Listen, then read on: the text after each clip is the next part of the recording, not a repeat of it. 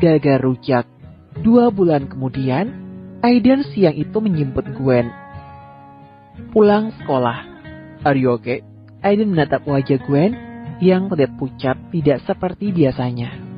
Gwen mengangguk pelan lalu menatap Aiden yang tengah menatapnya. "Hanya pusing aja memikirkan ujian sekolah yang sebentar lagi akan dilaksanakan," ucap Gwen sembari menjit pelipisnya. Sejak tadi pagi dirinya merasa aneh dengan perutnya yang terus bergejolak. "Tapi wajah kamu pucat sekali loh." Tangan karenanya terulur untuk menyentuh kening lalu beralih menyentuh leher Gwen. "Tidak panas, kita ke rumah sakit saja ya." Namun ditolak langsung oleh Gwen. "Tidak mau, aku yang beristirahat saja," ucap Gwen sembari menyandarkan punggungnya di sandaran jok mobil. Aiden menghela napas, tidak ingin memaksa kasihnya, lalu ia melanjutkan mobilnya mengantarkan Gwen pulang ke rumah. Ya, Gwen dan keluarganya sudah kembali ke rumah sendiri karena kondisi Oma Irene sudah pulih kembali. Aiden sekali menoleh ke arah Gwen sejak tadi diam saja sambil menatap keluar jendela. "Kamu kenapa sih?" Aiden mengusap kepalanya dengan lembut dan penuh kasih sayang.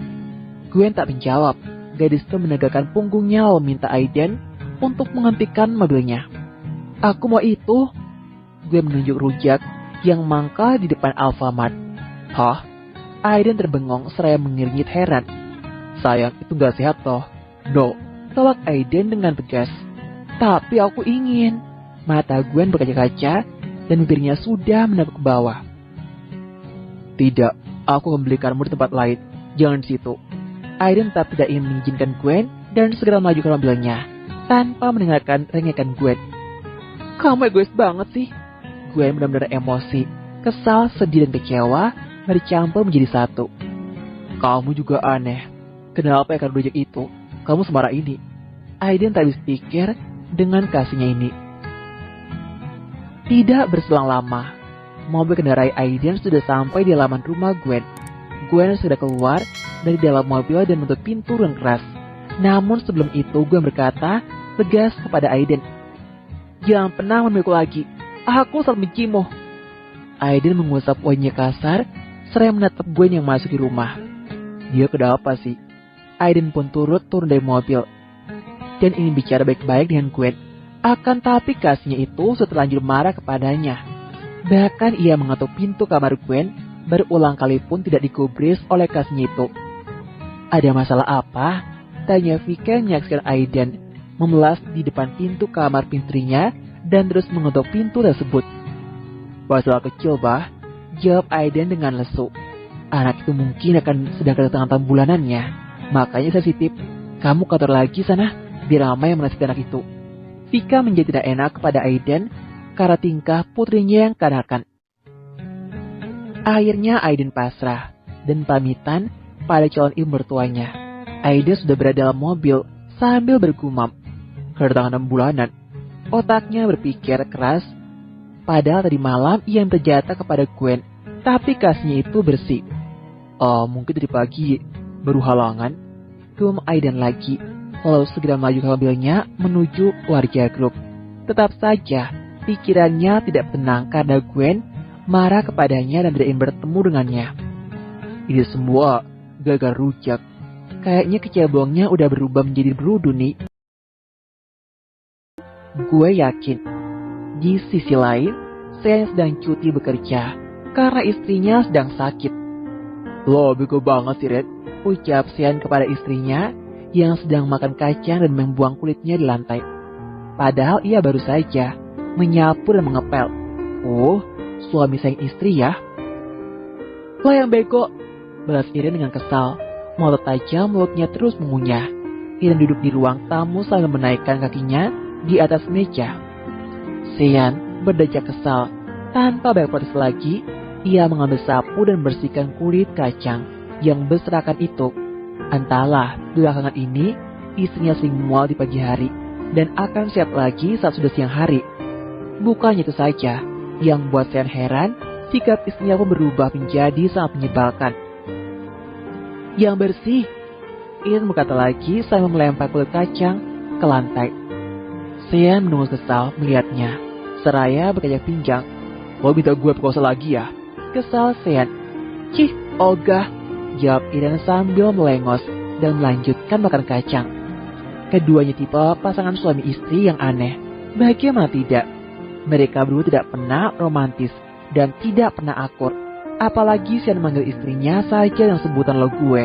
Akan tapi, mereka saling menyayangi dan saling mencintai.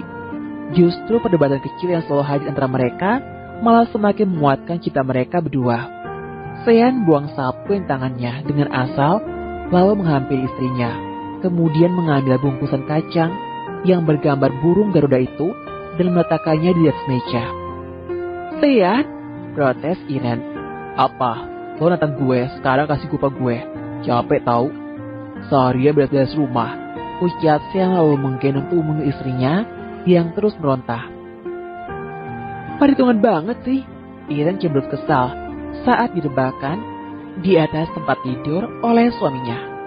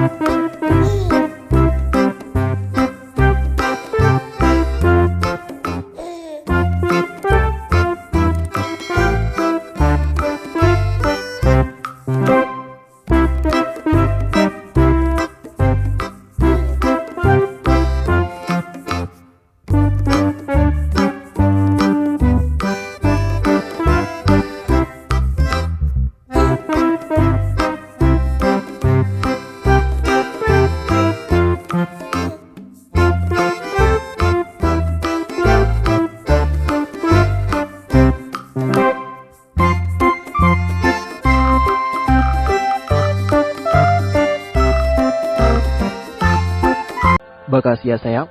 Sean mengacup bibir kening Iren, lalu melepaskan penyatuan dan merebahkan tubuhnya di samping Iren.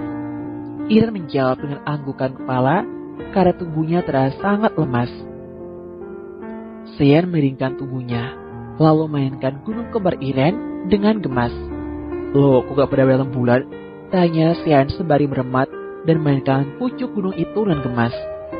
Sean baru teringat jika selama 2 bulan setelah pernikahannya tidak pernah absen menjamat tubuh istrinya. Iren yang mulai menjamkan mata, kini buka mata kembali dengan lebat.